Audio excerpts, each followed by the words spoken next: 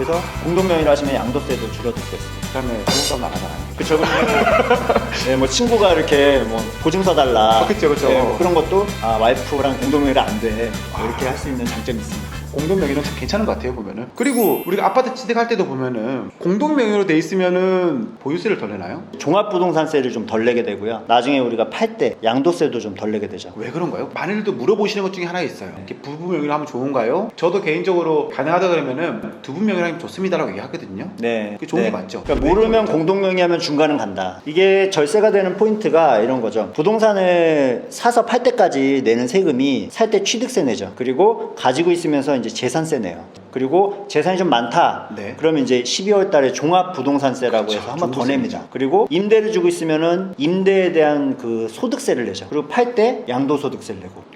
대한민국은 참 세법 참 잘 만들어 놓은 것 같아요. 살 때부터 팔 때까지 그냥 계속 세금을 내는데 이게 절약되는 세금을 한번 살펴보면 취득세는 공동명의를 한다고 절세가 안 돼요. 그냥 그 전체에 대한 세금을 반반씩 낸다. 총액은 똑같다. 재산세도 마찬가지. 재산세도 공동명의 해도 똑같이 금물건에 대한 재산세를 반씩 나눠내는 거에 불과합니다. 그럼 절세되는 게 뭐가 있죠?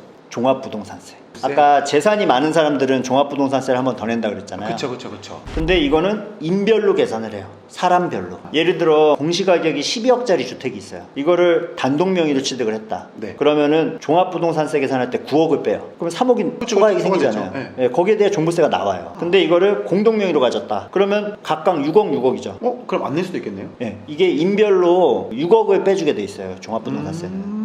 그러면은 공동명의세는 종합부동산세가 한 푼도 안 나오겠죠. 소득세는요? 소득세도 인별로 계산하죠. 그래서 만약에 그렇네요. 한 채에 대해서 임대료가 월세로 받아서 1년에 3천만 원이 나왔어요. 그러면은 이 3천만 원에 대해서 한 명이 가지고 있으면 주택 임대소득이 이제 1년에 2천을 넘게 되잖아요. 그러면 이제 종합과세입니다. 다른 급여소득이나 사업소득이랑 다 합산해가지고 세금을 확 많이 내게 되는데 이거를 만약에 공동명의로 가지고 있어요. 그러면은 남편 1,500, 부인 1,500이죠. 그러면 각각 2천만 원이 안 되기 때문에 분리과세로 끝나요. 분리과세는 내 다른 급여나 이런 거랑 합산 안 하고 우리 14%로 좀 낮은 세율로 이렇게 과세하고 끝나는 거거든요. 그렇죠. 그래서 이것도 공동명의 하시는 게 훨씬 더 절세가 되는 거죠. 양도세는요? 양도소득세도 인별로 계산을 하기 때문에 예를 들어 양도 차익이 1억이에요. 네. 근데 혼자서 팔았어. 네. 그럼 1억 원에 대해서 양도세를 내야 돼요. 그러면 이제 세율이 확 올라가겠죠. 양도소득 세율은 구간이 있으니까. 그렇죠. 구간별로 해서 점점 높아지기 때문에. 네. 근데 이게 부부가 같이 가지고 있다가 팔았어요. 그러면은 남편 양도 차익 5천, 부인 양도 차익 5천. 이게 쪼개지는 거죠. 구간 자체가 낮아지겠네요. 그렇죠. 세율 적용받는 세율이 세율도 낮아지고 있는 또 이제 우리가 인별로 1년에 250만 원은 기본공제로 빼주거든요. 그쵸.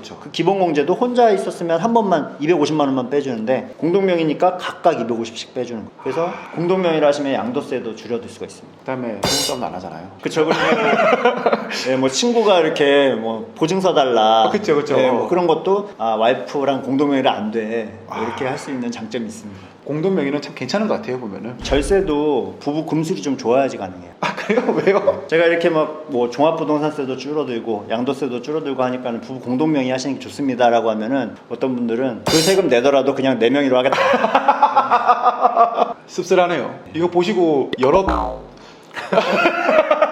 그 다음에 주택을 단기간에 팔았을 때 있잖아요. 양도소득세를 많이 내잖아요. 그 양도소득세 면제받을 수 있는 건 뭐가 있을까요? 우리가 양도소득세에서는 들어간 비용 중에 굉장히 제한적으로 경비 인정을 해줍니다. 집 사시면은 도배부터 장판, 뭐 싱크대도 바꾸고 화장실도 하고 다 하시는데 그런 비용들이 대부분 양도세에서는 비용 처리 안 해줘요. 왜 안 해주는 거예요? 전문 용어로는 자본적 지출과 수익적 지출이라는 용어로 나눠요. 자본적 지출은 영구적으로 가치가 올라가는 그런 걸로 봐서 우리가 자본적 지출이라고 표현을 합니다. 네. 근데 화장하고 머리 다듬고 이런 것들은 시간이 좀만 지나도 사라지죠. 요거를 이제 수익적 지출이라고 해요. 그래서 영구적으로 자산 가치가 늘어나는 공사에 대해서만 비용 처리를 해주는 건데 자본적 지출의 대표적인 건 이제 세 가지 정도 생각을 하시면 될 것 같아요. 우선 베란다나 방을 확장했다. 확장 공사. 그리고 우리가 샤시를 교체했다. 아니면은 보일러를 아예 교체를 한 수리는 안 돼요. 거의 요 세 가지 정도만 비용 처리 가능하다라고 생각하시면 되고 도배, 장판, 화장실, 싱크대 이런 것들은 비용 처리 안 해줍니다. 화장실은 왜 안 해주죠? 화장실 해줘야 될 것 같은데. 화장실에 대해서도 해준 판례가 있기는 해요. 근데 하지만 이 판례는 그 해당 사건에만 해당이 되기 때문에 여러분이 내가 화장실을 고쳤는데 이거 인정받고 싶어 라고 하면은 소송을 하셔야 돼요. 일단은 세무서에서는 인정을 안 해줍니다. 네, 소송해서 선별적으로 인정을 받을 수 있으니까 그냥 못 받는다고 생각하시는 게 속이 편할 겁니다. 그러면 샤시, 보일러, 확장 이 부분에 대해서는 감면을 받을 수 있겠네요. 그렇죠. 만약 그런 공사를 했다라고 하면은 공사 계약서나 상대방한테 계좌이체 안내요, 영수증 네. 이런 것들을 좀 잘 챙겨두셨다가 매도할 때 그런 것들을 증빙을 해가지고 양도세를 신고하시면 비용 처리를 받을 수 있어요. 저희 보면은 이번에 취등록세 중과가 된다 그러잖아요. 정확히 이게 어떤 사람이 중과되는 거고 어떤 사람이 피해갈 수 있는 건가요? 이게 이제 올해 1월 1일부터 적용이 되는 건데요. 기존에는 주택에 대해서는 취득세율을 굉장히 낮게 해줬어요. 뭐 토지나 상가 이런 것들은 취득세율이 4%예요. 그렇죠. 주택은 너무 취득세를 세게 하면은 이제 우리 주거 안정에 좀 문제가 되죠. 문제가 되니까 그런 거를 좀 낮게 해줬어요. 그래서 주택에 대해서는 6억 이하는 이제 1.1%, 6억에서 9억 사이는 2.2%, 9억 초과는 3.3% 이렇게 돼 있었거든요, 작년까지. 그쵸. 근데 요거를 다주택자들은 이렇게 주택에 대해서 낮은 세율을 적용해주지 않겠다라는 게 이제 개정된 세법이고요. 올해 1월 1일부터는 1세대 같이 사는 사람들 기준으로 3주택자까지는 3% 이하의 취득세율을 적용을 해주되 네 번째 집부터는 이제 4%를 적용을 합니다. 근데 또 그런 게 있더라고요. 보면은 30살 미만의 자녀가 그 집을 샀어. 그 분명히 난 나 혼자 산 건데 우리 네. 아버지 집이랑 합산되잖아요. 그쵸? 그쵸. 이 기준은 도대체 어떻게 되는 거예요?